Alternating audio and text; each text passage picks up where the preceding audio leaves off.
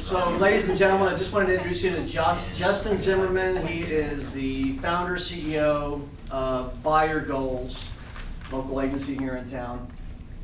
Actually, a big update. It's not in the presentation, but might add to it is, I'll get to it. There's a part that gets into what I'm going to talk about, but not exactly that. I did start my own consulting company around the things that you're about to find out. And I said I wanted 3 clients. If I had 3 clients, that would be awesome. Like I can, double my income. I can still have time to do the things I want. And who doesn't want that? And I don't have a boss because that's me. And then I got my first client. Woo-hoo! I'll get into that in a second. And then I had been working on getting my second client and spent about, I would say 4 or 5 months, finding my advocate inside the company, doing a lot of, good you guys. Hey everybody. We're just starting right now. Help yourself to some drinks in the back. That's my girlfriend Shauna right there with the red hair. And so I was about to get my second client, really excited by it, and found my advocate, and it's kind of related to it, but kind of not. Whether you're working at a B2B or you're working inside of a nonprofit, you're always selling something. Sometimes it's tangibles, sometimes it's ideas, sometimes your customers are end users using a software or a program, sometimes your customers are consumers, sometimes your customers are donors or anybody who has money that, I don't know, whatever the exchange is, you've always got your customers. And so finding an advocate, because change is not always the easiest thing, especially the larger the big business gets, the more bureaucracy and inside influence you need. So I was working with this guy, and then finally got a meeting with the CEO, and during the presentation he kind of just said, why don't you just work for us? So no longer in my own business, because they made me an offer I couldn't refuse, and because of what I'm showing you tonight. So what I was presenting, what I was going over with them, the CEO loved it, and as soon as he saw this one thing, obviously I couldn't see what he was seeing, but the feedback was, as soon as he saw the level of detail, and I'm going to show you how I get to this level of detail in a second, he's like, why don't you just use my company as a laboratory, and here's some money, go do it. And I'm like, okay, well. So you're getting what got me into where I am right now, and it's way better than working by myself at an arm's length from clients and being a part of a team and having support systems. You forget that. And this is kind of off topic a little bit, but for those of you who have gone off on your own, you probably know how hard it is to keep yourself motivated, stay focused, feel connected. There's biological reasons why we have all those things. And so just one, and I'll get into it in a second, and there's a part of this I can jump into here. So that's kind of the pre-story story. So I know we went over this a little bit here, but I'd like to ask you, what would you all like to get out of this tonight? What's that feeling that kind of you'd like to walk away with? What would you like to know or be able to do that you can't do now? Can I cheat even though I know you? I can. Sure, yeah, okay. Fernando. I want to get what's kind of easy to do. Okay. What I can do to create content to connect with customers that's not so complicated. Okay. That's a good question, because like I said, we all have customers, and so if we can create something valuable, quick and easy, and be able to present it to them and then have influence, who doesn't want to have a way to do that? And so where we started just now with a question is really where we should start in our businesses. And so a lot of businesses, and the businesses I work for, they all start with the idea that they know everything, and then it's top down. Here, this is what you need to do. And so they don't start with a question, they start with a directive. And so that's why I left my business, and that's why we're starting with a question tonight. So I'll bring you all into the next step, which is the title of tonight's presentation, 3 marketing methods to rock lifetime customer value. We'll probably only get to 1. I was a little over ambitious with how many I figured I could get through, because you would get parts of some, but it just wouldn't really add up to anything you could take away. So it's really just 1 marketing method that's going to rock lifetime customer value. Does everybody know what lifetime customer value is? Mm-hmm. No? Just in short, It's basically when you look at the value, so whether it's someone subscribing to your software as a service on a monthly basis or an annual basis, or you can maybe even apply it, my girlfriend's also in the nonprofit, you can also apply it to donors.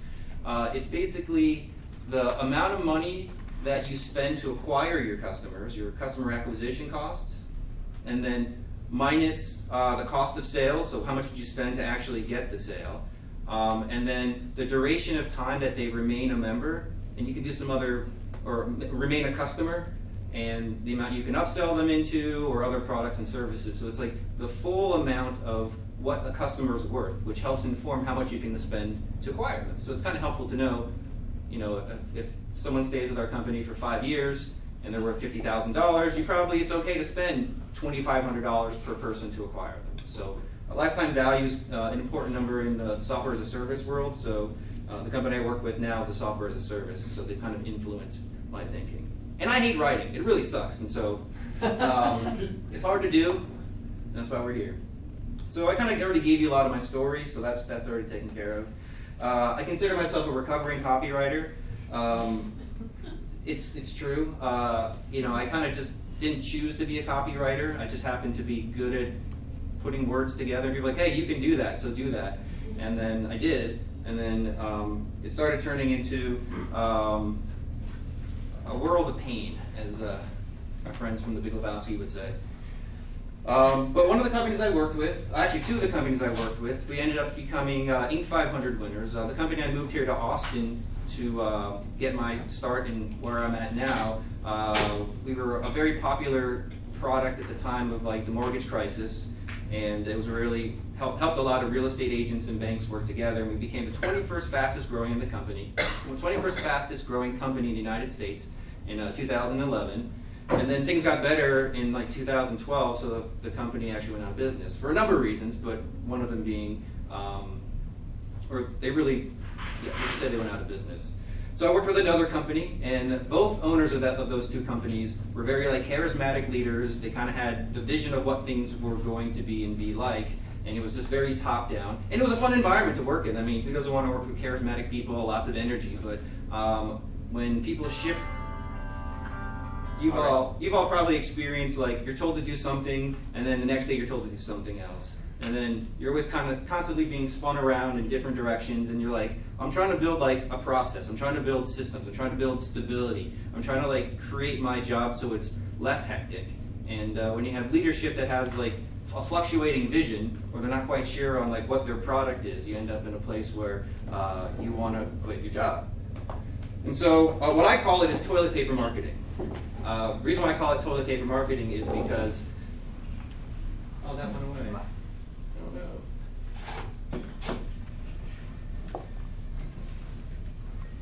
It might be my computer.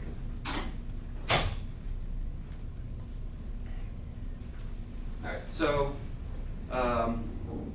toilet paper marketing was a concept I came up with because it was like, here's what we need, and here's when we need it by. And usually is the what was some sort of email, blog post, content, whatever it is, and when we need it by is usually like today or maybe yesterday. And so that wears on you. Like for a while, like it's kind of like exciting to be in the like, oh, we're moving fast, we're doing fun things, but when it's every day for 1 year, 2 years, 3 years, 4 years, you eventually get burnt out and you try to find a better way. And where toilet paper marketing came from was the idea of you do something once, you press send, and it gets flushed down the toilet and you're on to the next thing. There's no cumulative learning. There's no cumulative institutional knowledge that gets built up. There's no like systems that help make things better, just always constantly stuck in what it felt like shoving coal into the furnace just to make things run. And the way you get better is you just shovel more coal faster. Or you hire more people who can shovel more coal faster, but like things actually don't get any better. So out of necessity, I had to create something to help me find a better way. And so I traveled to the Content Marketing Institute. I started coming to this Meetup group and started meeting people and downloaded every ebook, every blog site, every Twitter person, and just spent. I mean, you can attest to it. Just for we have a whole library in half of our house. Yeah, and I said, how do all these pieces fit together, and what's going to make my life easier? And like I said, I got one client. You know, I got competent enough to have the confidence to attract one client, understand what their needs are, put together an offer, and then they hired me. And then, you know, pretty much right after I got that thing signed, I quit my job, and that was a fun day. And maybe this is out of sequence, maybe it's just the right moment for it, but it really came down to like, and what I discovered was whose voice matters most. And so many of the businesses I had been in, you're sitting in a room with a bunch of people, they're all brainstorming ideas, and they think it's this, they think it's this. But what I realized is, who's representing the voice of the customer? Who's representing the voice of reason? Who's representing the needs of the customer, or at least expressing what's missing from the customer's experience that would add value to their life, as opposed to going after, again, toilet paper marketing, which is also the same thing as just randomly guessing and putting shit out there and hoping that it works. And a lot of times, I just had a conversation with the team I work with in Utah now, is the emotional state of the company can actually have an impact on the emotional state of the clients. And if you have a scarcity mindset, you're always rushing to get things done, your content, your copy, it's going to reflect. You guys have probably all gotten emails like, you know, only 5 seats left, take action now, you know, this is your last opportunity. And you get like this like short fuse because the company is working off of a short fuse. And so looking back on the companies that I've worked with, it was just always get stuff in, get stuff out, get stuff out. And so just a divergence, when I made the decision to work with this company, one of the most important things was, do they have a commitment to developing processes and systems? And then from there, if they say yes, and it has been, you can move forward. And the systems and processes I want to develop were ones that were based around what the needs of the clients, needs of the company's clients were first. So when you get in that room full of everybody, because this is a tool that can also not just help you create content, but also can help you diffuse arguments, can help you diffuse heated conversations, any debate around what's necessary and needed. It's hard to argue when you're in a room full of people who think they have the answer, and then you're saying, well, we just did a survey and we did some qualitative and quantitative analysis, and this is what they're saying they need. So it makes it a lot easier to do good work, feel good about what you're doing, and build that into a process that delivers value to the customer and the company. And so, I was trying to find quotes and trying to make my case. I had like an Evernote tag called "Making My Case," because like I felt like I had to make my case because there was nobody voicing this in the world that I was in. And one of the best voices I found, which is Jeff Bezos. That's his quote right down there at the bottom. He said, "We had 3 big ideas at Amazon that we stuck with for 18 years. And the reason why they're successful: put the customer first, invent, and be patient." And so I like patience. It really helps you like think things through and not just rush to get the next thing out. So in my mental and physical travels, I found this thing, and this has been the heart of explaining everything to everybody. And there's a lot of different versions of these, but I like this one the best. How many of you have seen a buyer's journey map before? And so this is a buyer's journey map for those who haven't seen one, which basically is the actions and processes anybody makes along the decision path that they have to go through to come to a decision. It doesn't matter if someone's making a decision to buy toilet paper, or if they're making a decision, or collectively a company's making a decision to buy like a new set of servers. They have to become aware of a need. They go into researching that need. Maybe I can do it with this thing. Here we go. Researching that need. Then they go into a selection phase, which there could be 3 or 4 candidates, possible vendors, and then they find which one's best for them. They purchase it, they receive it, they implement it, and they are then hopefully successful with the product or getting what they thought out of it. And then at the end right there, they have they love your company so much, now they're doing referral, they're speaking about you, posting about you, and they're your advocates and recommenders. And the reason why I like this one so much is most of the ones you see are kind of like this linear step, and then they stop. But this one shows that when you're successfully focusing on driving value at all points of the buyer's journey, you get people here who will then start doing the marketing for you, because then they'll be speaking to people on social media. And some of these that I've done before, it's crazy what you find out. One of my clients, told me the story of how he became a client, and it was there's a brokerage firm in Canada. Canada's a big country. There's people on the left, I guess that's the west, and people on the right, that's the east. But it's a national brokerage, and so there's a private Facebook forum, and they were just kind of chatting around like, hey, I'm looking for a so-and-so, and one of the advocates of this company is like, you have to go to this company. And like, I only would know that the Facebook channel was an advocacy channel because of having the systems and processes I'm about to show you right now. So the next question I asked, and I didn't have the answer right away, and it took me a couple of weeks to really get through this, and talking with my clients and involving them in helping me understand what they need, which also helped me create a process that would work for them.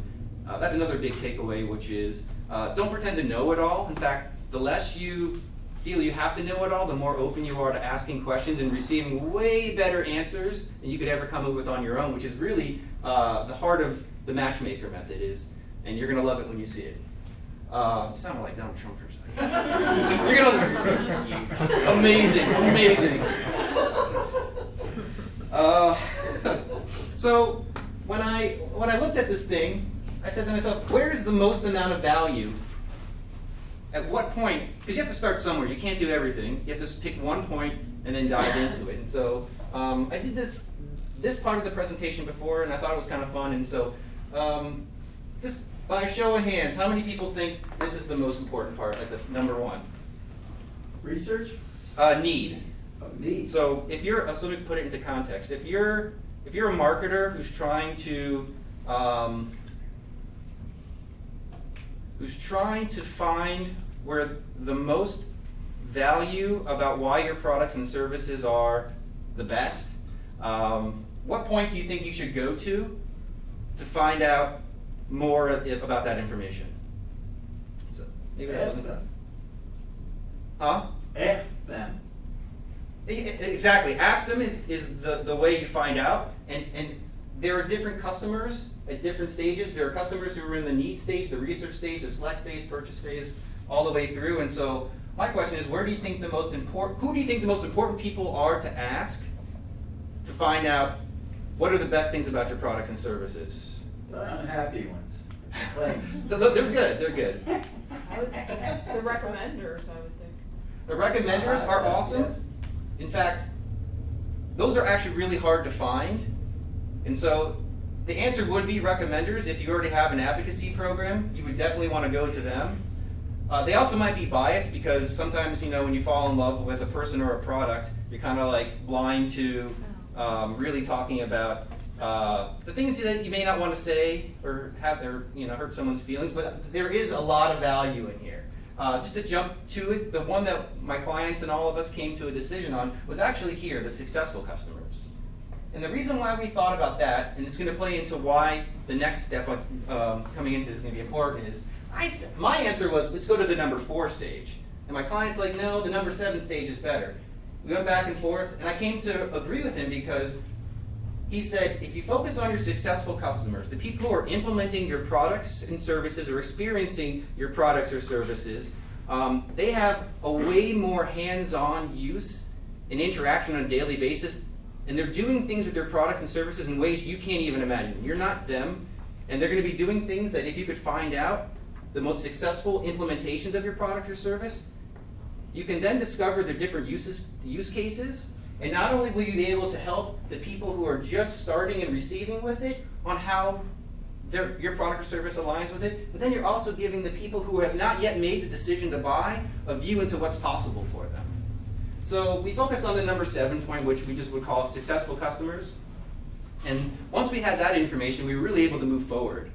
And I've already kind of gone through the exercise. I asked, who knows more than I can, which goes back to, as soon as you let go of ego, of having to be right, and you can put yourself into the position of saying, I know nothing, what do I need to know so I know what to do, and come from that honestly, then you start to open yourself up to being a master of marketing. The next question I ask is, who needs to know more? So once we identified where we're going to talk, where we're going to focus on, I said, okay, we've got this pocket of people who are using the products, who are using the services, and we know they have the answers, but what are the questions? Like, we know they have answers, so where do we go to get the questions? And so the MatchMaker method comes into play because I realized that these people, these people, these people, these people, these people, these people, all have questions, and these people all have answers. And all I have to do, me or the content team, is find a way to bring the two together, match them up, bring questions to answers. No, bring answers to questions, and be more of a facilitator. And in fact, I said to myself, you no longer have to be the subject matter expert. As a copywriter, in the world of copywriting, which is persuasive copy, headlines, sales letters, doing webinars, anybody who follows like Frank Kern or Dan Kennedy or any of the online guys, like they all have a very specific, like they make you a better practitioner, but it doesn't really allow you to scale. It doesn't allow you to scale as an individual, and it doesn't really allow you, unless you start creating courses, you can scale your ideas and information in courses, but even then, how do you build something of really of a magnitude of order larger than that? If you think about that, it really brings you to like, oh, I just need to find the subject matter experts. I don't need to be the subject matter expert, which kind of starts to play into more of a publisher role as opposed to a copywriter role. And then your life doesn't have to suck so much because you're trying to like figure out a niche when you get a new client, or try to stay in a niche that may not be like the one that you love. All you need to know is the tools and the systems and processes to find the questions and find the answers and bring them together. So I guess that's this part's supposed to sound like this. The MatchMaker method was born. No longer do you have to be a subject matter expert. No longer do you have to be the copywriter. No longer having to hate your life. You're now an investigative reporter. That's how that part was supposed to go. So here's the steps. Here's the steps. This is actually a screenshot. This is showing you how organized I am inside my Google Docs. I want to stand in front of this thing. And so this is a screenshot of how I organized my Google Docs to... Uh-oh. Lost me. Hey, did it go off? Yeah. What happened? Or it should come back. So here's the process I go through in general to walk a client, or if you're working for a company, your company is a client, or a department is a client, is first client onboarding. That's a whole bunch of needs requirements, like what are the requirements and scope of the project. Specifically then, you're going to want to find interviewees who you can qualify to, I don't know why it's doing this, so the interview qualification is the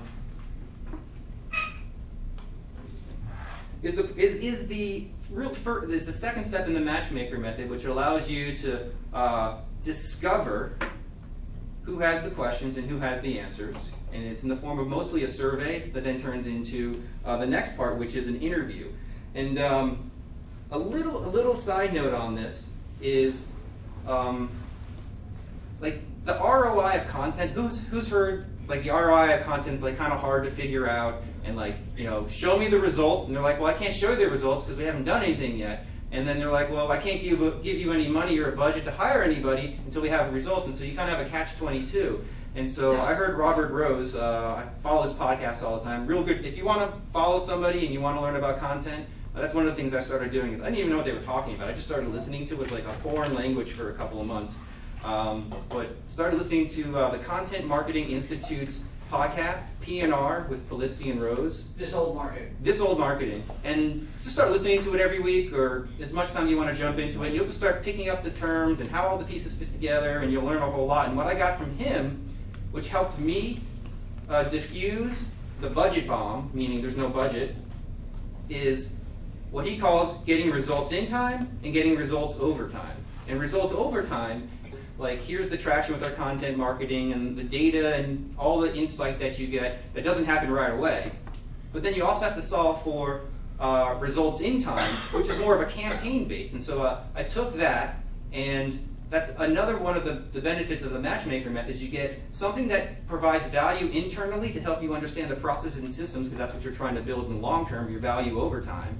But then it also gives you something tangible to present externally that allows you to solve the pain points of your market and of your prospects right away as well. And so when you structure the interview process correctly, you actually host the interview like you would a podcast. And so the person listening feels like they're being interviewed, and it's like a real warm, connected moment where they feel like they're on stage, and that's part of the process of attracting them to even want to participate in it, because you tell them you're going to be showcased in front of all your colleagues and peers. This is the reason why it's important for you to share all your best information with us, and so we can share. There was this exercise that a consultant came in and did for the company that I was just at in Utah, and he said there are 10 drivers behind why people fail in this particular industry, which is real estate. And one of them was people, like real estate agents, like copywriters, probably like a lot of us, we're stuck behind our desks every day. We're writing, we get our paycheck, but we're not connected to a purpose. And people need to feel like they're being recognized for their achievements. And so that's one of the ways that, especially real estate agents, they work 18 hours a day, and they sometimes don't get the deal. They fall through. They're sometimes feeling like they don't have enough money, not enough time. They're run down and ragged, and they come home and they got to do the house life too. And so we recognize that by showing people and putting them on stage and giving them a form of compensation, not financial compensation, but compensation, and allowed them to really feel like it was something they wanted to participate and be recognized for, because then they could send it out to their clients, and they could say, hey, I was just featured, this is why I'm better than the other million real estate agents out there. Distribution's important, so you have to have a plan on how you're going to get this out there in front of the right people. And then if we have time to get to it, I'll show you the more of the conversion rate optimization, which is basically saying, we wrote this really long thing, the process we went, the steps and pieces of the puzzle to Sure, I understand. Who are you interviewing in this? Sure, I'll go right back to that right now. Successful customers. Okay, sorry. Successful customers have who needs to know what, that's running a survey to your existing, well, you have to know who you a survey to find out what's the biggest pain point in your market, how likely would you be to, make a decision on helping improve your situation in the next 5 weeks, 2 weeks, 1 week. How much are you willing to spend? And you just kind of create a real simple 5 to 10 question survey. So if you don't have an audience, you can build an audience, and then you have the intelligence to then add value to the audience, so you know what content to even create. And so if you don't have a list to survey, there's Facebook or LinkedIn, and there's plenty of people, and you can do all your targeting to find out what you need to know from them in order to do the matchmaker method. And you can even do the same thing if you don't have any customers who are successful yet, because you can find people who you think might be successful customers and run the same survey on the other side to say, how successful are you? How much are you making or doing? What is your process? And then you can see I can now bring everybody together. So discover who needs to know what, which is the audience acquisition strategy, the question acquisition customer acquisition strategy. Here's a screenshot from discover who has what you need. So these are I created a survey that went out to my customers, and just kind of came up with some simple questions. And I can share some of the questions with you afterwards. But basically, it's just have you discovered or innovated a unique way to use your membership in your business? And they're just yes or no questions. You just want to see, are they answering yes to this, or are they answering no?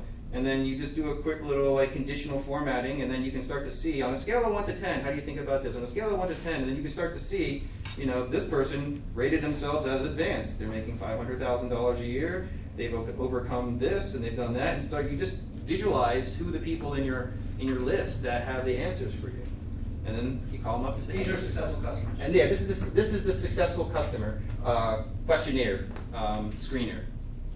Then the next step is to get on the phone with them. If you have a conference line, you can have them call into a conference line and record it. I wouldn't recommend a Google Hangout or a Skype video, because what I recognize and realize is that people feel like they have to put on a show, and it kind of is another layer that they have to put up so they look good. And when we're on camera, it's there's all this extra work that has to go into on top of trying to get to what they really need to know. So I found the phone is actually the most intimate way to get connection, build rapport, and then have them talk about things comfortably, because it doesn't matter where they are. And so they can be anywhere, and especially real estate agents, they're always somewhere. And so being like in front of something, a camera is kind of hard to do, even on a phone. Like they'll be at their kids. You learn things and you start to understand context. It's a little off topic, but context is also really important to helping creating powerful marketing messages, because if you know that 50% of real estate agents are out between the hours of 2 and 5 on their phones, and you realize if you send an email at that time, it's probably good to like optimize for mobile, or you can tell stories about how if 60% of real estate agents are women, and most are between the ages of 45 and 55, and so some have kids and they're picking them up, and so you can just write this into it, and it just helps you get the context of. And it comes out of these questions. Like you get the context naturally. Like that's kind of an added like results in time and overtime moment where you're like, oh, wow, like she told me her story and how she's being successful, but I also got the facts that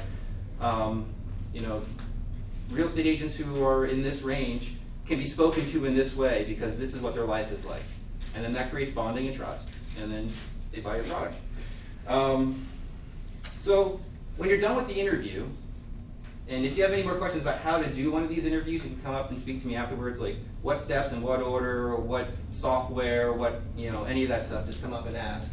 And then what I do next is I get it transcribed, should be, no biggie there. But the problem with transcription, as you can see, it is like 5,000 words of just like text.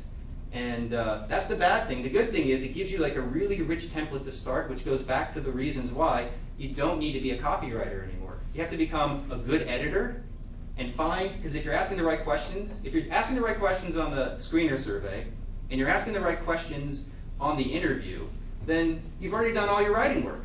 And not only do you have customer intelligence telling you about context and what their life is like and what type of persona they are, but then you also get content that can be forward-facing to your audience, which I didn't know this, but one of my clients said, I didn't realize this at the time, but one of the most important things that we discovered was these things about my clients, listening, so that your internal audience also gets value from understanding what it's like to be one of their clients. So everyone's just like, and then the sales team can all of a sudden start talking about, or whoever is connecting with, they're just like, yeah, I can use this story. Yeah, Cindy so-and-so, she used it in this way, and now the sales team has things to talk about. The marketing team has something to talk about. You're starting to make decisions based around the story, not what all the people in the room think is the best thing. And then really, one of the big drivers is all those people on that loopity-loop infinity loop. They're all saying, oh, wow, I see possibility. Because that's what this does. It shows people who have not reached success what success can look like. And when they can see success, it can be motivating. It can make them see a new way about prospecting or taking away the fear of doing something. And it's not just in real estate. Just real estate happens to be the industry that I'm in, but I think this applies to all of us, all of our customers, all of our companies. And so you get this raw transcript, and I said, how can we make this better? How can we turn this into something that's really valuable that also doesn't require me to have to write the whole darn thing? And so I'll show you an actual example here of what comes out of it. So I call it the enrichment process, or an enriched transcript.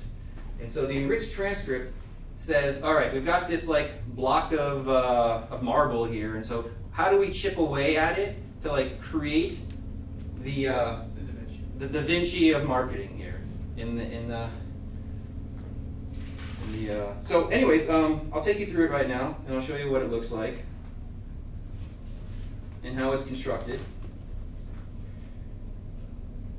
I just put C headline options. So, that's just something, as a copywriter, like you still really need to do that. That's like the one thing like you're not going to get rid of, is coming up with awesome headlines, awesome subject lines, and but the body of all this helps produce amazing text. Amazing tweets and social media stuff. But it's a lot easier just to come up with a headline than it is to also write the whole thing too. So you kind of like, there's always kind of the chicken or the egg with emails or blog posts. Is do you write the thing first and then come up with the headline, or do you come up with the headline afterwards? And so this really allows you to have all the written stuff that what it's about, and then you just have to kind of pull out the best, and it gives you the information you need to create great headlines. So this is coming back up right now. So this has a lot of engineering to it, and so I'm going to try to go through it without overwhelming you, but I think it's important that you know what's built into this thing, 'cause it's not just a bunch of text all thrown together. There's a lot of intent, and which allowed us to go in the optimization process to figure out what's working and what's not. And I apologize, I don't know why I keep doing this.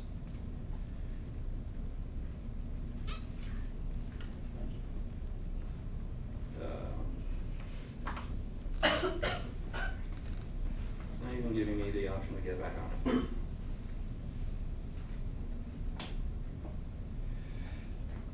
Actually, it is, I just wasn't looking in the right place.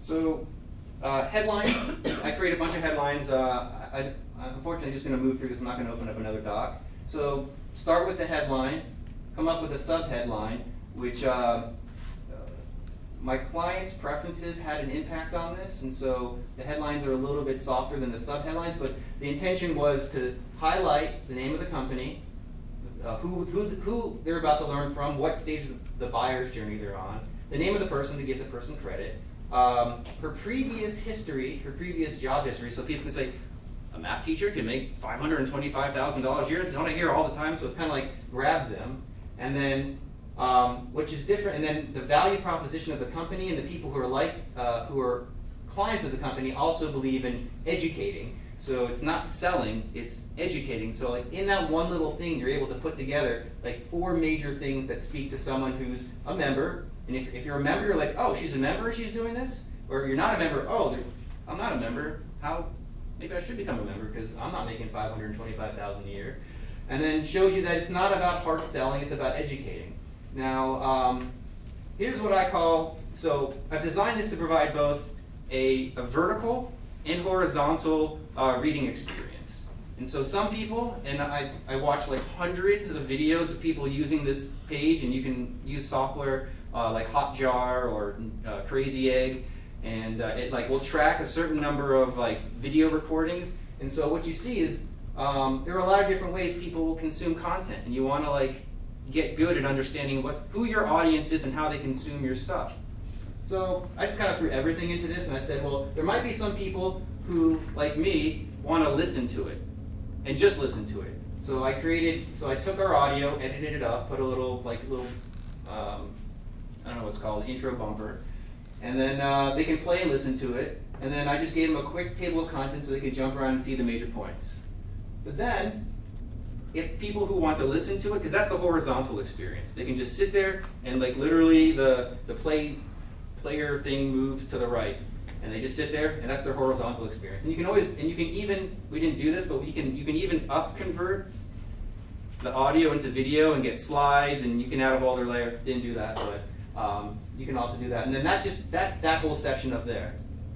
But then for the people who are scrollers or haven't clicked play, is this worth me investing my time? What is this whole page about? I mean, how many of us like land on the page and just kind of scroll all the way to the bottom to see if like this is the right thing to read? And so designing for readability is really what we did next. And so we'll call this is called a dual readership track. And I'll show you how it works right now. And by the way, this is all her transcript. Just instead of when she says, I did this and I did that, you just replace those pronouns with like, Pam did this and here's how she did that. And so with like simple changes and just formatting, you can really turn a transcript into a story. And so if you look at the dual readership track, you start with like the skimmer. So if you say how Pam uses this product, and then you would say, here's the highlight of her approach, giving the person who's reading a summary of things to catch their eye, one of these bullet points of the value of what they're going to discover. And then you start to get into the dual readership track. So you notice, I think this is like a H1 heading or an H2 heading, snapshot of her business, an introduction about it. And so if you were just to scroll, you would see a snapshot of her business, and then diving into who's on her team. Actually, this is where the dual readership really kicks in. But I'll point this out right here is, she didn't send me like this graph of like what her team looks like.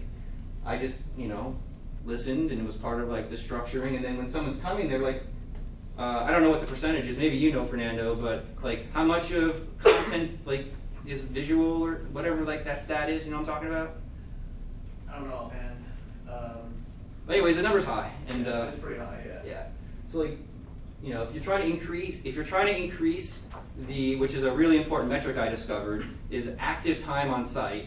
Like that's telling you that people are reading it and scrolling it. Then if you're trying to, and that's the other thing that you have to tie back to your, your marketing strategy, your content strategy is like, well, what are we measuring for? And so one of those things would be time on site.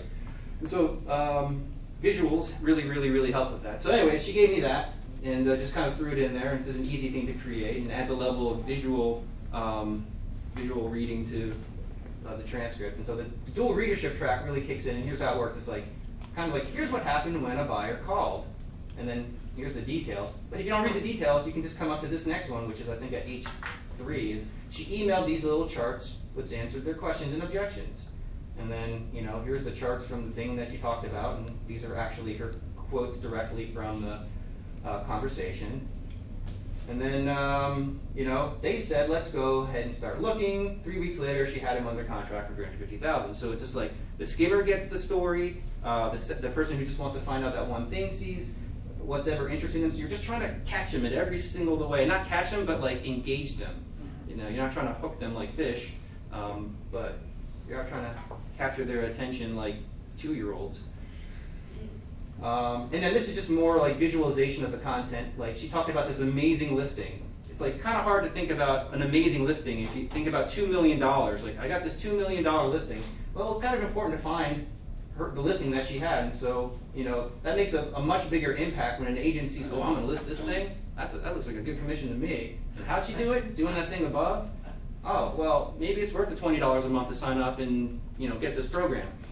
And so, you can click on this and it'll take you to the link for the site. And so it's really a matter of when I'm talking about enrichment, it's like getting that story down from the interview and then doing things to increase the consumption value of the end result. And so you don't have to go to this level of detail. I'm just giving you examples of like what to listen for, and you can ask questions later. Like I didn't get all this information up front with her, but as I was going through the transcript, I thought, oh, no, it'd be a good thing to have this. And so, your clients or customers will be happy to send you over whatever, mostly.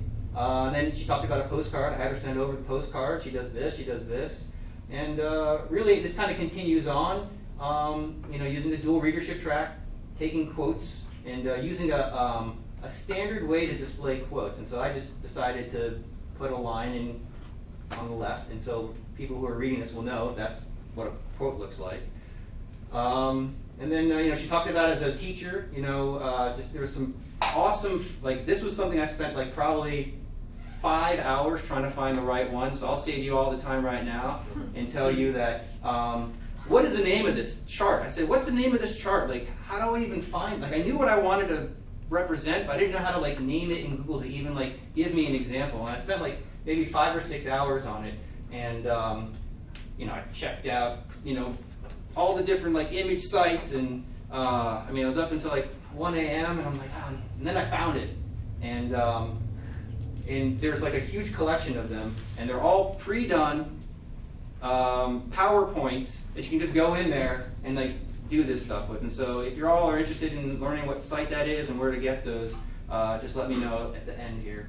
And so these are really awesome because you like think about. Yeah, it's part of this all huge, like, you go from 5,000 word transcript to about a 3,000 word polished piece, but then you've got like things you can break out and use here and here and here. So not only have you made your life easier because you don't have to come up with all this stuff writing it, but you've also got, like I talked about before, it really sucked doing toilet paper marketing where you wrote one thing once and you moved on to the next. You've got like a repository of things that you can use on a customer success page, on your tweets, on your if you have a sales team, you can say, hey sales team, when someone asks about this, talk about this part of the story, or send them this graphic, and you get to be more of a consultant than a salesperson. which is really like the best place to be because you want people to like trust you. You want people to come to you and feel like you're doing a service to them, not against them. So, real quick question. Yeah. Would you publish this entire thing as a whole? Yeah. Yeah. Okay. We would publish this whole thing as a whole. Alright. But Yeah, then we I would. wasn't sure if this was just like a profile that you guys kept, and then you would sort of go in. And Yeah, grab stuff this is out like of it. one huge thing that we would publish, and then we break it up and use it in different places, like on webinars. This is actually a company whose product is content, and so they offer like a snapshot of what the market's doing right now, and they give them the graphs and the charts all done for them, like nice and pretty, and then they give them like a monthly webinar to explain them to their clients. And so the reason why, and so one of the places we would use this also is like in his monthly webinar. So at the end of it, he would talk about a successful client, and he would use stuff like this and break it up in there as well. And then for the full story, go to our page. You know, I just figured you could also probably put some of the things into. I was really big on Neil Patel for a while. I don't know if y'all know who Neil Patel is, but like his stuff is just like you click on it, it's like, you know, it's just a lot of stuff. And so I was heavily under the influence of Neil Patel, so I'm like, oh, you know, it'd be cool here too, like a slide share. You know, why don't we put the most recent version of a slide share? But I thought that was an important thing to do because, like, you can subtly talk about the value. You can subtly have calls to action, so people like they're buying into this. This is a great thing, and then they're like, "Yeah, I want that slide. I want to be able to do this. Wow, that'd be so great to have that outcome." And then they kind of get here, and you can start to put in a little bit of influence towards not a direct call to action yet, but you know, something that is kind of if they're in the mindset of taking action, they're going to come across this and they're going to click on it without you having to say buy now. And so, you know, right here, this is kind of the slow transition to a call to action. So you delivered enough value, they're listening, they're consuming. Now you're getting to the point where you're like, okay, let's start putting in things that if people are ready, willing, and able, you know, they'll take action on it without having to like say it. And so this part right here was designed to continue to deliver value, but then, you know, this is how subtle it is. Instead, she says, don't push, educate like this. These are her own words. Now, Pam's intent has never been to go out and say, I'm going to sell houses. She doesn't work that way. In fact, she's not a hard sell at all. Instead, she relies on these professional produced materials.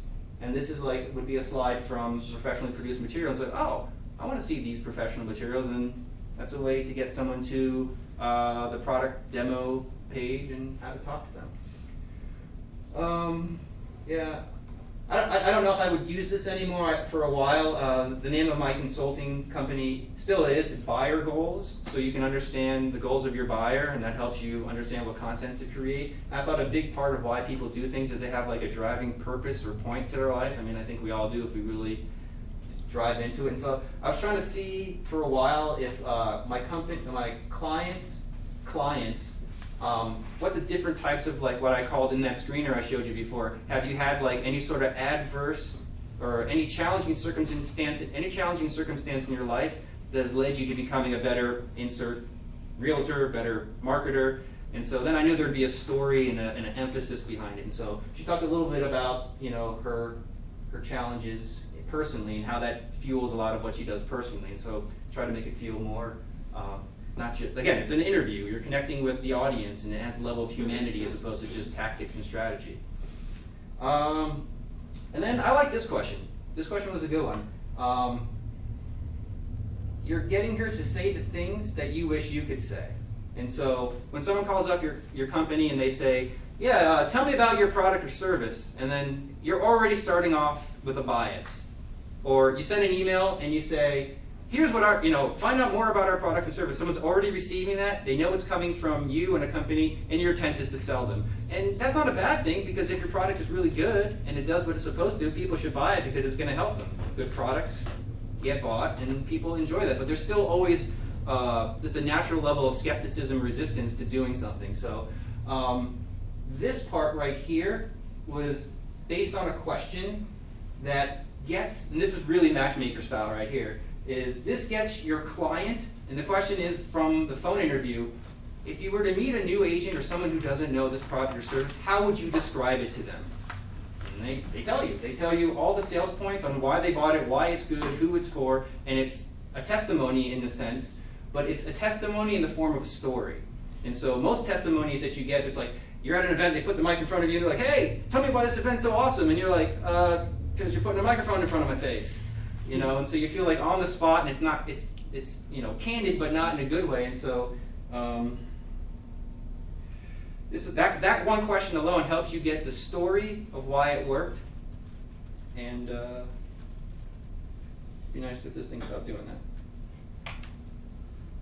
And so I'm coming to the end of this, and you know, let's throw a quote in there. That made sense. Some more slides. Let's see here, and then the conclusion part. So I thought this was kind of, so for the skimmers out there, I started to see all the really good bloggers and content people do this. And so people who like scroll to the bottom, you know, like they blew past, for whatever reason, they blew past the podcast area. They didn't look at any of like the time code tracks, and that wasn't of interest to them. They blew past all the dual readership track. They didn't look at any, like, you know, this is worst case scenario. They didn't look at any of the graphics. None of that was interested in them because they're a bottom scroller. I was trying to come up with like terms for the different types of readers. They're a bottom scroller, and they scroll all the way to the bottom because they have an Apple trackpad that works real well. And then what I do here, and this is like a big takeaway I learned and kind of put my own spin on it, was you want to restate all the value of all the things that they missed, and then you want to link them to back to the top. So you just kind of, it's like a table of contents, but at the end, and with a link back to the stuff at the top. So that is the breakdown of the enrichment process. I'm not going to go through all the analyzation probably because it's just, if you want to see this afterwards, I'm sure I'll stick around and I'll show you how the analyzation part. But basically, you know, there's tools you can use, as I mentioned before, Hotjar and Crazy Egg, that'll allow you to view the scroll depth through a heat map. So this was just kind of a snapshot of that one where I broke each part into sections. And so you can see here there's between section 1 headline and intro information. I went from 100% down to 93%. And by the time we got down here, you know, only 17.8% of the people made it to that section. And so, like, what are we doing right? What are we doing wrong? Like, you don't know unless you do this stuff. And so, is it the design? Is the header? Is it on is it the mobile? Is it, is no one reading it because everybody's listening to it? And so, should we reformat this a different way? And like you said, break it up and put content everywhere else. And so, you know, you don't know until you test and analyze and watch the behaviors. There's also click maps where you can see where everybody clicks. And the service is pretty cheap. I think I was paying like $10 a month for this, like 10 or 15 bucks a month. And so, yeah, I guess we're at the point now where if you have any questions related to your goals, objectives, or stuff you're trying to do, you know, let me know and ask me some questions. And if you'd like to learn more about what I do about a couple times a month, I write a newsletter kind of describing what I learned that week, and I share it with the people who are on the newsletter list. That's it.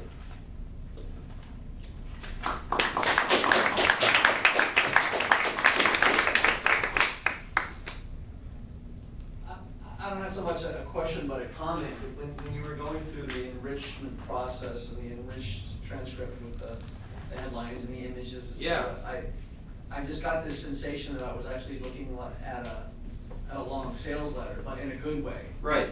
Not the cheesy ones, but the ones that really like suck you in and talk about a story, a successful story, and you just like, you know, you just can't get enough of the whole story. You just want to go to the very end. That's what it seems like to me. And the beautiful thing is that it's coming from the voice of the customer. And that's a good observation because a lot of this stuff is built off of the people who have used these things, but they've used them to sell their stuff, where this is helping sell the consumption of the content with the objective being to educate them from the voice of the customer, not from the voice of the salesperson. And let that drive them to make the decision to sign up and buy.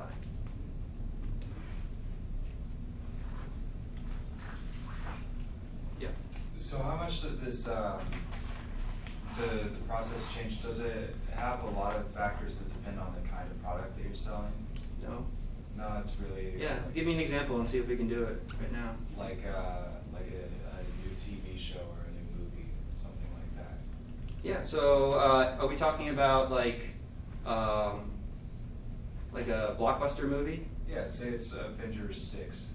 Yeah, so in that case, what you would, so you're really looking, so in that case, you would really look at like the affinity, like who has the culture. Because the first part in all this, you have to do your strategy, is like, who are my customers, who are my audience? And so the way you would do this is you would get like, you know, super fan 1, super fan 2, super fan 3, who are just like, man, like, you know, I love the Avengers. And then you would have them watch the movie, and then you would record like their conversation, and you would make sure the questions are like, well, how does this one compare to this one, and what's the good points about that one, and like, you know, what, I mean, it'd be a total spoiler, but Right. but I'm just trying to apply the process. Is then people would read that, and maybe you could word the questions in a way where it doesn't like give away the plot entirely, and then you just, you know, take scenes from the movie, and then everyone having fun, and lots of popcorn.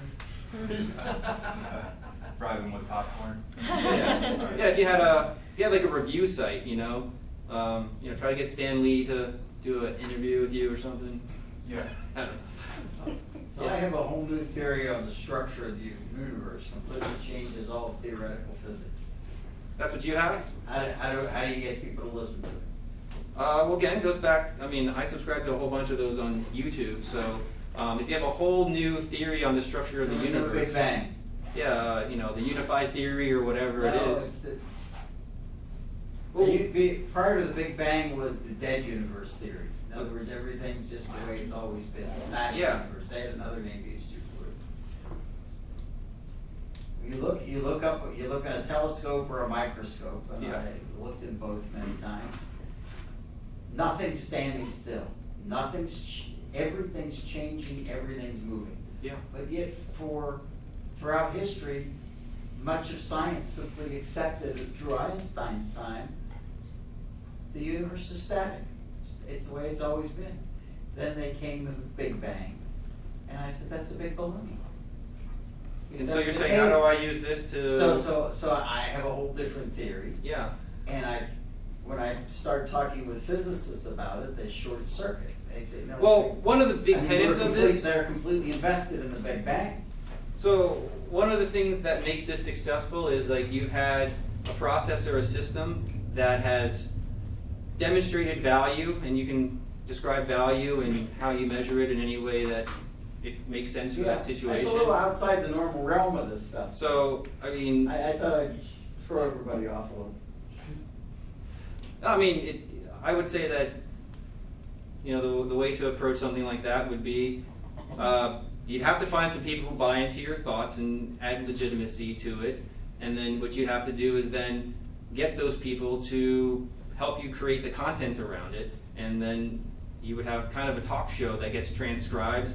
And then, you know, if you're trying to influence people who have no understanding of this, you have to write and speak to their level. And so if you're trying to bring people over into buying your ideas, you know, I think that's why like Neil deGrasse Tyson, you know, he makes it really simple. He like makes it, you know, takes these big complex things, makes it fun, and it's all animated. And so, you know, that'd be a way to write out your thoughts and, you know, ideas and break them up into sections and try to sell them on someone who has at least as much, if not more, authority than you do. And then There's a significant amount of educated people in the world who used to think the earth was flat, so, you know.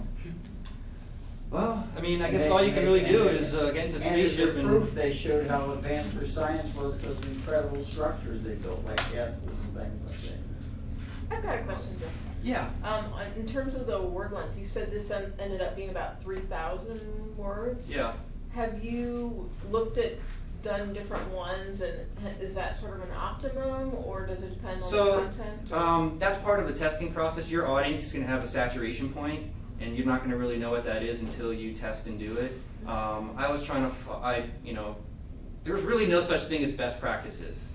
Like, the best practice is what you do and what you learn from your own audience and your own community of readers and customers, and then you work around that as being the model. But we didn't have that when we started, so I was just like, well, everyone kind of says like the 1,500 to 2,500 word range is like the best for time on site. There's graphs and stuff that showed all this. So I'm like, well, what I've been trying to do recently now is when I see a best practice, I try to then see if what is our audience like aligned with it, or is our audience different? And so it's a good start, and then you just have to test against it. Sam was up first. I was wondering, I understand your reasoning for not doing video first, but have you moved from an audio recording to a video to take some of the sound bites and turn them into a visual medium? We haven't done that yet. Well, I just started at this company, and so we're actually getting into the first enrichment process right now, so I'll let you know. But in the other ones, I mean, they were only paying me so much money, so, you know, to do a video is like, you know, I wanted to do it for the sake of like, you know, I think it's something I wanted to learn from, but there just wasn't like the money or the time to do it. But I think there's so many different ways to like break the video into small videos, long videos, whatever, you know, like specifically solving this particular problem video. And actually one of the cool things, and this is like an extra nugget, is when you do enough of these, you start to hear different perspectives on how the product's used. And so you've heard us, Fernando, we've talked about like the roundup post or the pinwheel post. So then what you can really start to do is repurpose them. So you can take the same section of what this person said, this is what they said, and then you have something that's like, here's the 10 ways these people do these things. And so you just have like, you know, again, customer generated content based off of already existing content, and it's done for you. And you can take the text, you can take the slides, you can make a video out of it, whatever is best for your audience and your budget. How is this content delivered? This is a blog post. Okay, so these are just really long blog posts. Yeah, it's just a long article. Okay. Cool. I wasn't sure. Yeah, that's how it is right now. Because I was thinking like if they weren't I also was thinking like it would make sense for it to be modular, like you could really pull out. Yeah. One thing that shorter posts, yeah. we started to lean towards before I got my new job was like everyone was stopping, like, you know, like it was all like red in the heat map of like where people were, like right at like the 85% mark. And then I'm like, did we just write all of that stuff for nothing? Because everyone was just listening to the audio. And then when you watch the videos, everyone was just stopping, and like 2/3 of the people were just stopping and listening to the audio. So I'm like, well, we should probably put stuff out there that's like effectively being consumed. So maybe we should move the video to its own thing and then break these other pieces up. But we never got that far. But we got enough information from the heat mapping to come to a decision to test that. So my question is more of like a corporate strategy kind of question. So you've got your user research, you've got your customer stories, and you put together your strategy for that. But you meet with product and they push back with like roadmap. Yeah. And they're like, okay, I understand that this changes the direction, this top-down thing that we've got, but we also have this roadmap that we're trying to basically deliver to, and that kind of throws everything off. So if I understand the question correctly, you're asking me, what do you do when product is pushing out new products and you don't have an existing set of successful customers to implement the MatchMaker method against?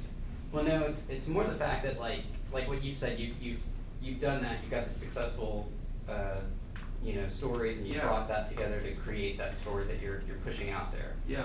But what they're saying though is they're going to change direction, right? Yeah, They've already got this like down the road. They're going to either kill that product, or they're introducing some new feature that's going to do something. It's going to go from educating to hard selling, something like that. Hopefully whoever is like your liaison with the executive team or product committee is able to communicate what things are coming down the roadmap, so you don't make the decision to invest in content that isn't going to support a product that's not going to exist anymore. Right.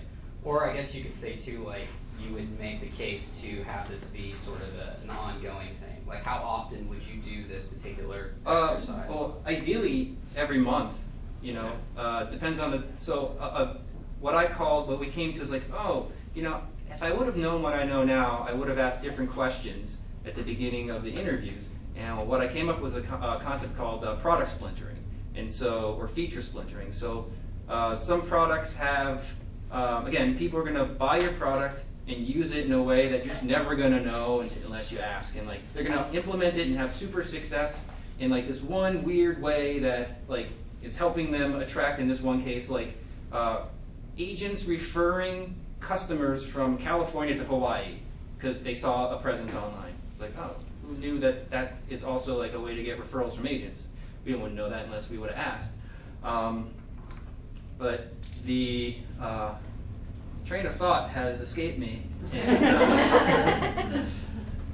No. But there was a, so the feature, so the product splintering really is, so maybe the whole product's going away, or maybe there are features of the product are being ported into a new application or a new incarnation.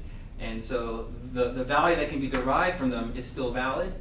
And so in that case, product or feature splintering, what I know now is that a lot of people are buying a product, but they're not using every aspect of it to 100%. But there are people who are using specific features in a way that is optimal, exciting, different, pushing the edge of the average user case, which is why we're focusing on the number 7 point. And so going back and revamping what I would do again differently is to first understand, take that concept and realize everybody's product has, what are the different value drivers of the product, and then to design implementation matchmaker methods around those particular features. And so, well, we use the buyer or seller's guides, but we don't really go into this one other aspect or feature. And so to try to find different use cases of different features and how they're being used to their max. Cool. Thanks. Do you think you can use this for something that, so say you're the Nature Conservancy and your product is, we're setting aside lands for the future. Yeah. Where there's not a product that you can wrap your audience around as easily. It's just land for conservation. How do you come up with the content? So you want to look at people make decisions based off of their thoughts, their feelings, so that drives behavior. And so you have to look at what's the driver here? What is going to cause someone to want to take action? And so you have to look at the land conservation side of things. And so what can this land be used for? I get the Sierra Club mailed to me every month, and that has they have the best marketing. I mean, it is really, really good. I mean, they send you a picture of save this wolf. We help us, prevent another oil spill. They're like a real issues-based issue, issues as a magazine and issues as an issue. And so they dive into land conservation all the time. And so examples would be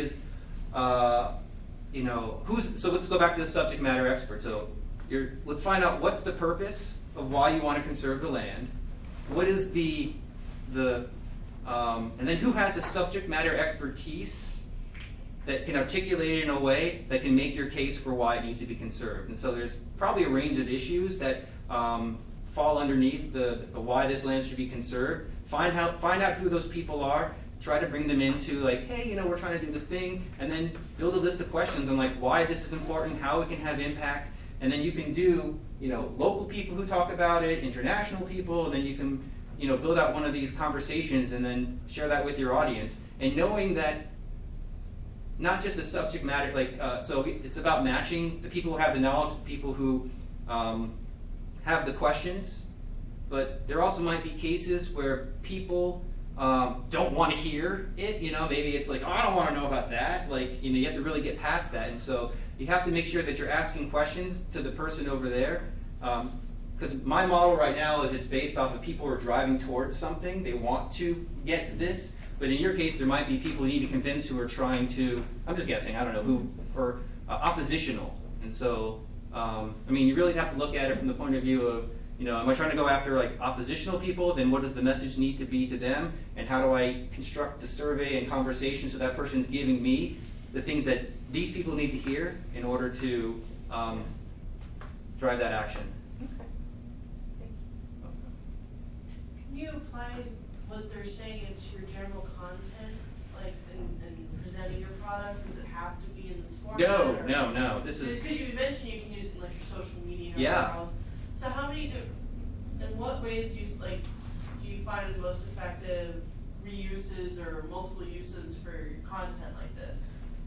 So let's look at it from the point of view of like you're the copywriter or the marketing person, and someone's like above you's like, hey, we need to promote this thing, like, and they say what that thing is, and then you're like, you have to say, well, who is that for, right?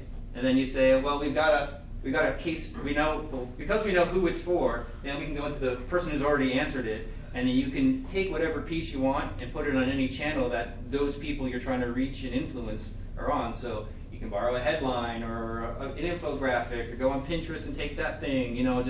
I built this off of and you can look this up later. It's called content pillaring. It's just the process of like building the pillar of content and then like breaking out the pieces for later. So wherever you need copy and content, visual or text, and if you do audio or video, you can turn audio into video, and you also turn video into, you know what I'm saying.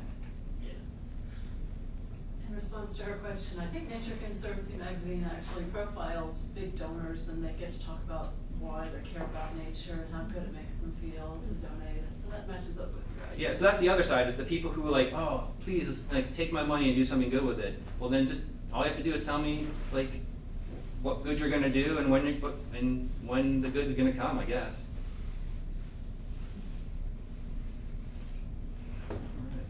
Well, y'all have been a great question-asking audience, and thank you so much for coming to our conference.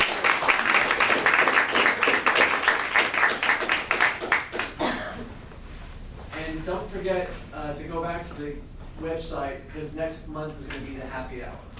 Oh yeah, we do these, if you haven't been to them before, we kind of alternate between people coming up here and talking about stuff, and then just like drinking and talking about like whatever. Kirsten Longnecker is one of our other organizers. Oh yeah, sorry I was late, but I did bring wine. And so when and where is the meetup going to be? Well, the next meetup is Kevin T. Harena, do you want to stand up? Is speaking on content and digital asset management. You'll probably do a better job of this summarizing than I will. Yeah, so and it's here. Right, yeah, so it's applying kind of digital asset management or DAM processes to content in general. So when you're dealing with stuff like you are dealing with a client or a company that you work with, and they have a large amount of content that you're trying to get your hands around and manage, just trying to figure out a process that works well for that. And digital asset management is something that's usually used for things like digital files or software and things like that. And it's applying some of those principles to that content so that you have like a way to kind of jump in there, create a life cycle process, but then also make sure that once you kind of walk away from that project, that somebody else can come right in and figure out like where all the bodies are buried, so to speak. Yeah. Or if you had like 30,000 of these things and you wanted to like track where they are, or the pieces that you break it up into, like who was it? Like someone asked me like, you in the back. You said where else can I use these things? Where else can I put them? And so you'd be able to like pop all this stuff into a digital asset manager and like I need headlines, I need videos, I need. Yeah, you can something. Keep track of things like that, diagrams, blog posts, etc. And it helps just down the road when you're trying to do a site update, or maybe even move from a CMS to another CMS, or you've acquired another company, you need to integrate their content with your content. You can get all that stuff in one place, and you can empower people to help you. So that's basically what it'll be about. When Kevin and I were talking about this concept, I'm sure for you guys, like it will either be a mini or a big. Like it was just a really fascinating way to think about it. So yeah, next month on the 20th. Yep, on June 20th. I think the happy hour is in July. Oh, that's when Jeffrey Eisenberg was going to talk about doing a discovery workshop. Maybe we're never being happy together for an hour. So I'll try to make you happy. Yeah. I'll try to make you happy next month. Yeah, Do for what I 1 can. hour. You'll make us happy for an hour and a half. Right. So that's Monday, June 20th, and it's back here. Cool. Turn the music back on. Yeah. This is a cool space.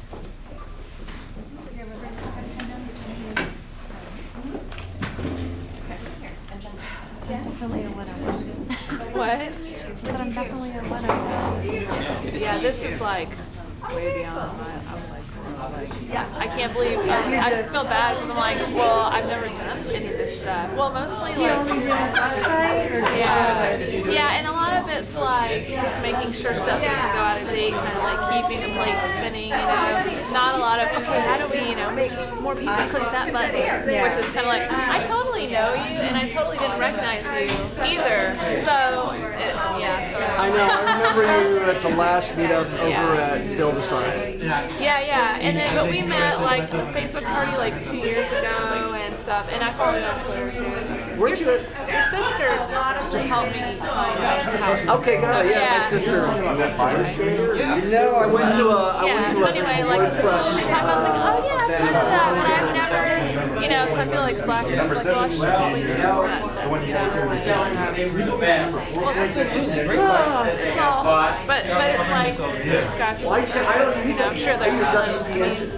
Hey, my mom was watching, everybody. Hi,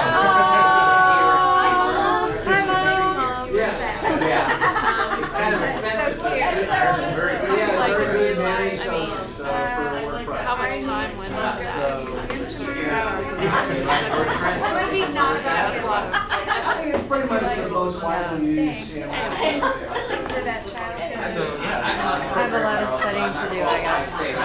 Okay. Me too. Thank you. It was really good. Thank you. Nice to meet you. So she would just do and then doing your blog. Margaret was in all those places. See you later. Have a good one. What do you think? I would say. Anyone I know. Squarespace really is, I think, a little easier and a little less. I would go if it's easier than WordPress. They don't have any value, right? HTML, I mean, you got, it's like you're. That's adorable. She's just going. I love your mom. Yeah. She's just going. I think they're very limited in their function, I think, because of the websites and that is done. So I would say WordPress. That's funny. And WordPress. Oh, there you go. Originally, I thought to myself, number 4 points, and I would say the line of reasoning that this falls underneath. Oh, gotcha. My initial goal was what I was trying to make somewhere else. Maybe for a company, so I can, where is like the best, like I said, like you heard me say, like where's the most valuable point on here? And that's really the qualifier to that question is, where's the most valuable point on here if you're trying to both produce results in time and results over time? So how are you trying to, so you're trying to produce content internally and make it different, but you're also trying to produce something externally. And this one is really just for I mean, I never like dove into it. I'm sure there would be some external piece of content, but the nature of this is to find out how you can go out all the building and choices that you made, so we can reverse engineer what successful sale looks like. This is reverse engineering what a successful customer looks like. This is reversing what a successful sale looks like. Find out, on Facebook, keywords, competition, what kind of offers were they making you? You know, what were the, you know, when did you first become aware of a problem that drove you to make the decision to start searching for a product? So it's real intelligence gathering. Yeah, no, that's what I kind of thought. Where you say like successful customer rather than like income. Well, that's kind of like I kind of had to balance both. It's like customer persona work takes, you know. You don't get like a publishable result like right away. So I had to do both. So we came to this conclusion that we do both.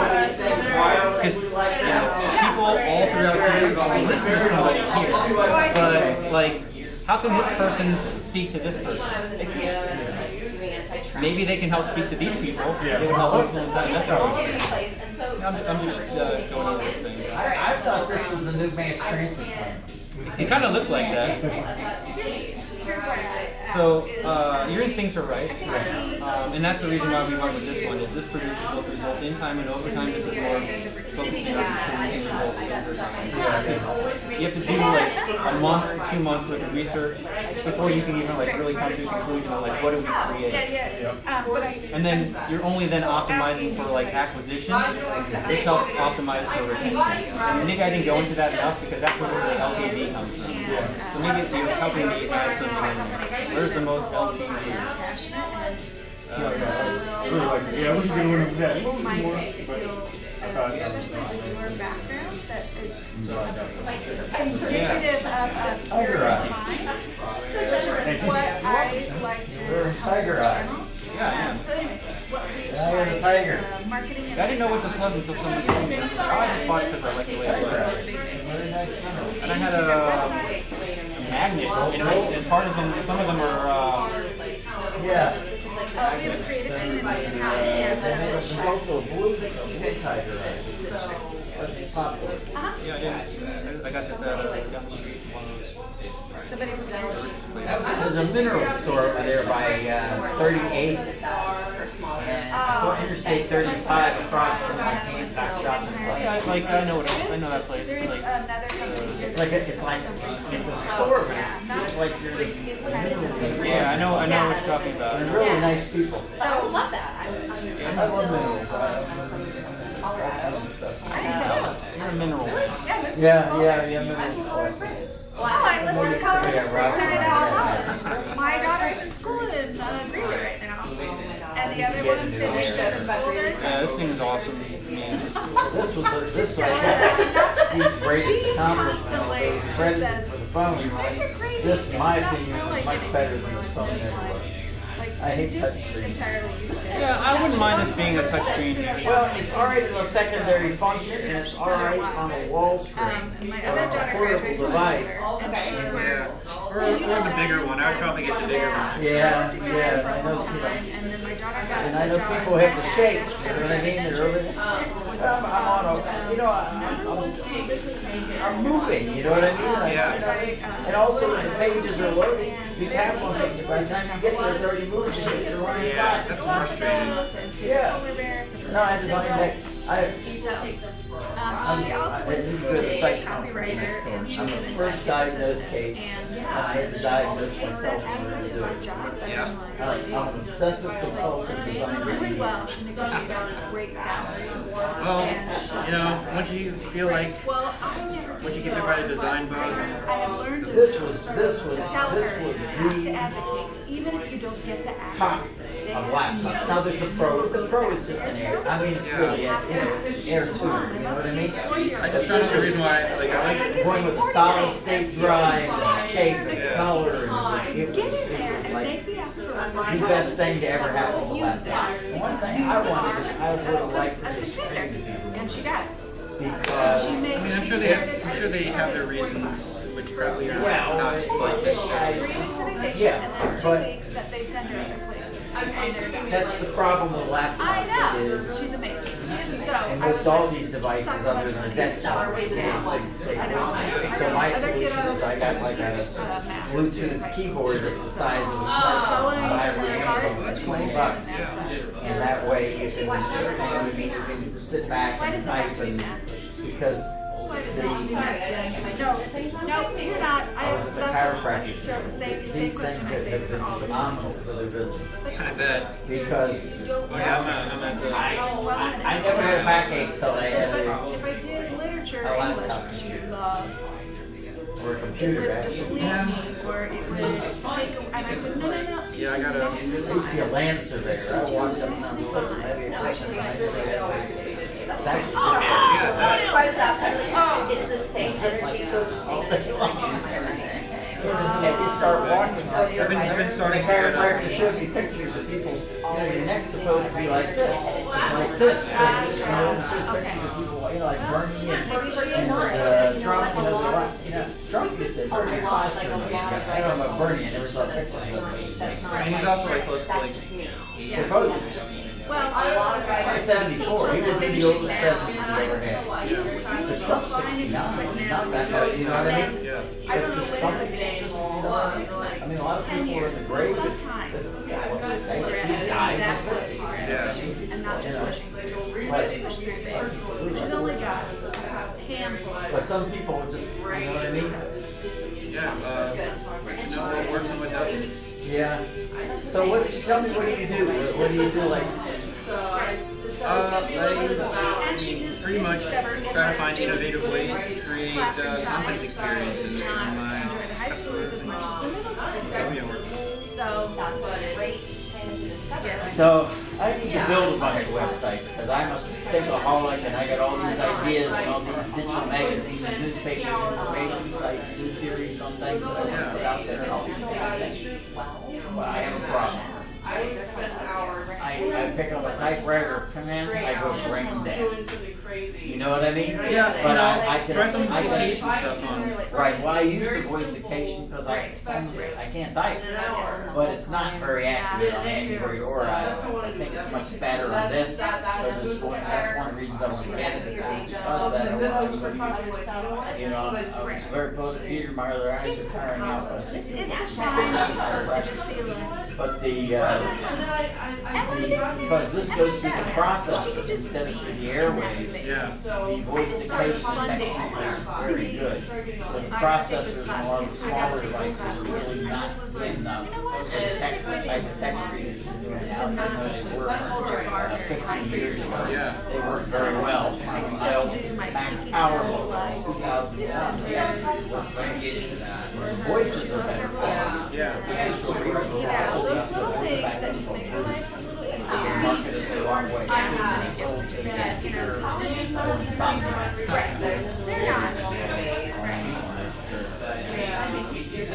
First email you listen to, you're out. Yeah, there's a huge market for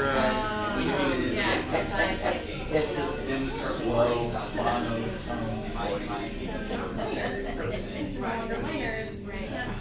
So,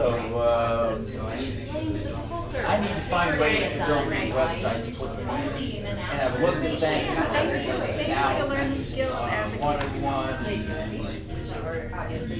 GoDaddy have their easy new sites which are going to compete with Yeah, I mean those are good options. I don't get into any of that stuff. Content design is separate from web page design. Social media rolls up to me, and we have Yeah, I mean phenomenal someone needs to social design media, 2 people that are just the layout and all that other stuff. love to have you I help find the right stuff and put it into a format that can be, you know, transported into. I just basically find the story. And then, like I said, right, like investigative journalism, I find the story, I help write it, create it, and then it's up to, you know, I don't make the newspaper, I don't run the press. Take a tour. I love that. Yeah. And that's all. I just hand that to someone else and everyone's. Oh, yeah. Nice. Now I can't help it. No, what I'm saying is an analogy. Like I'm not. I was already, I'm not doing that. That would require this. Yes, it would. And then- I want to lick this then I floor.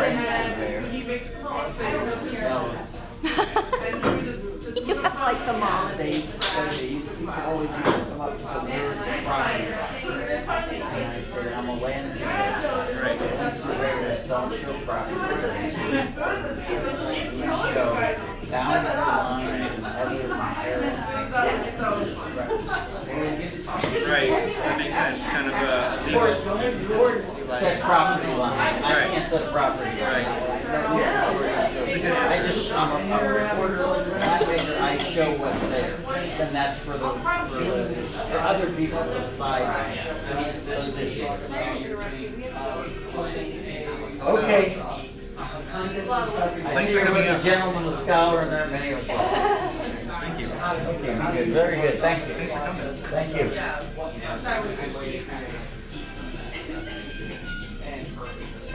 Thank you, very good, did a good job. Yeah, if you go through. Okay. All right, thank you.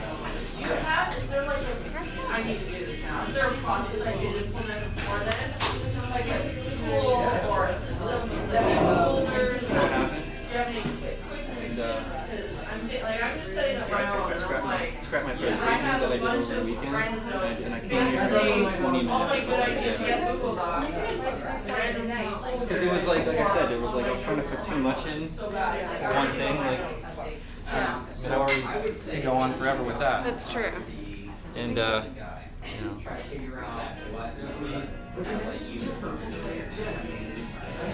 And then I'm going to just do this where if your users kind of Where are they going to go and call on this summer so you can get some CBD oil kind from of answer that question. So have that conversation. Literally, you have that conversation.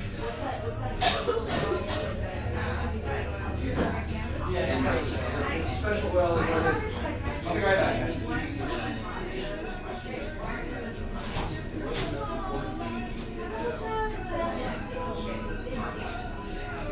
The CBD oil.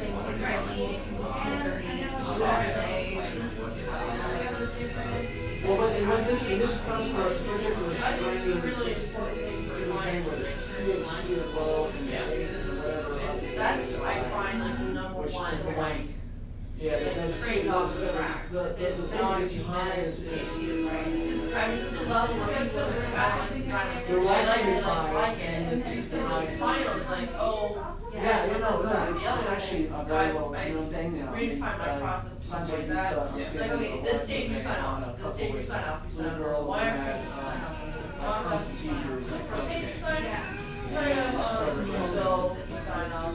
And It's a more simple, but their parents sign go off to on Colorado and they and if it's past the stage, you have X number of changes and then just hourly on top of that for that stage. none So of the I've learned- mainstream medications work for this. And that's So what maybe my son doesn't, maybe my son that's had a seizure and how you do that process. Like Yeah, how so- you sell that. And also apply it to making sure it's on. Yeah, but you know, it's- Yeah, shipping is. So that's just visual, so I need to. So the existing content. Right.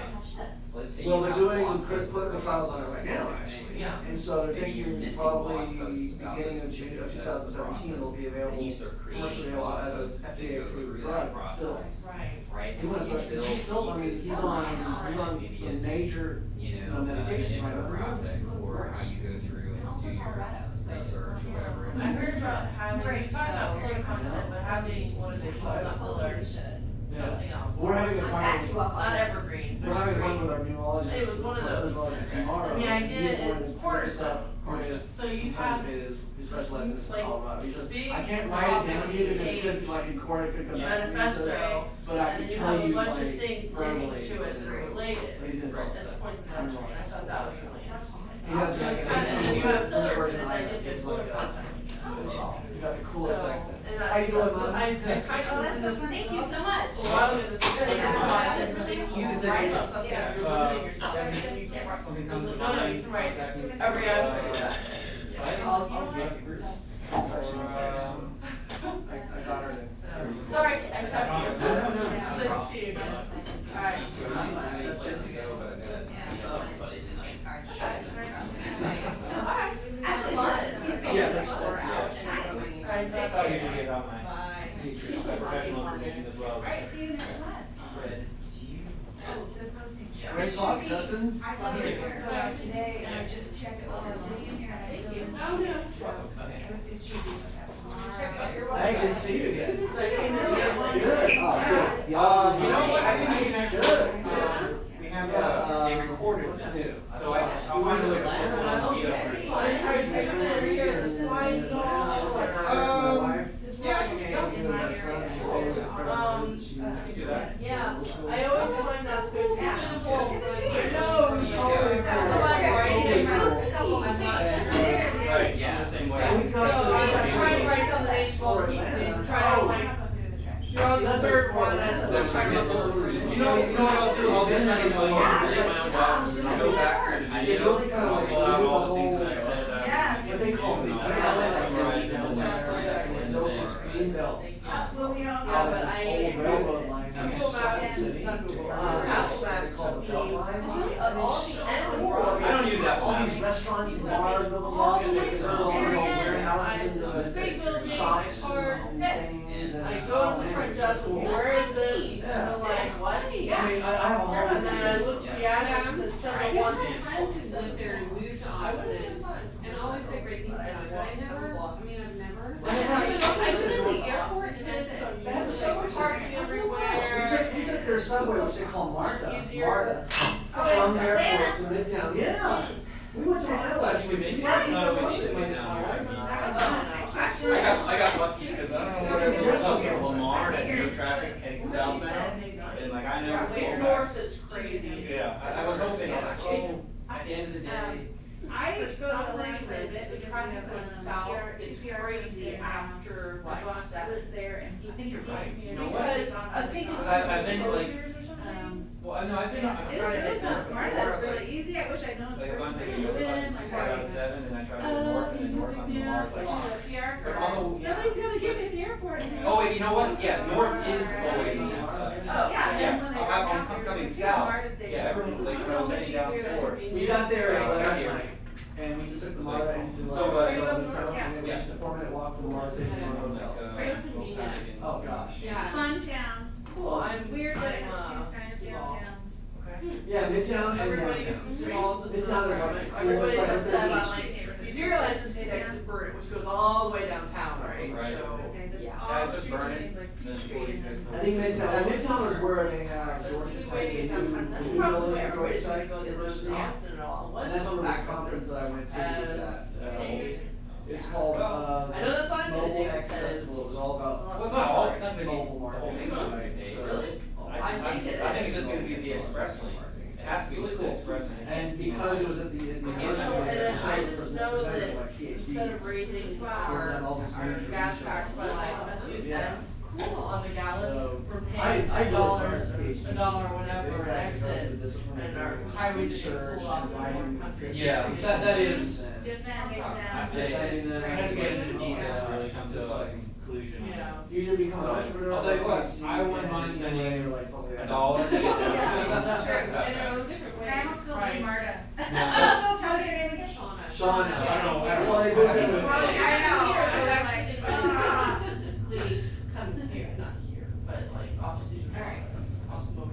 Oh, I saw they were building that. Yeah, it's the sign says specifically that it's recycling. And it says additional charge. Did you want me to take that yourself? Trash. Want me to take that? No, because I have to host for next month, so, Okay. I won't be late for that. Hopefully. Good to see Good you to again. see Tell me you. your first name again. Cat. Kat. Good to see you again, Kat. Kat, how's it going, Fernando? Nice to meet you. I walked in very It's late, actually and I'm very spelled sorry, Oh, but that's okay. I ended up, Terry. okay, so I'm not using downtown, and I'm a total noob. So I See ended y'all. up, and took. Fernando, we need to catch up. Okay, yeah. Basically, I ended up at 100 and had to walk to 700. Oh. And I don't know downtown at all, so you're talking random people going, where's everyone?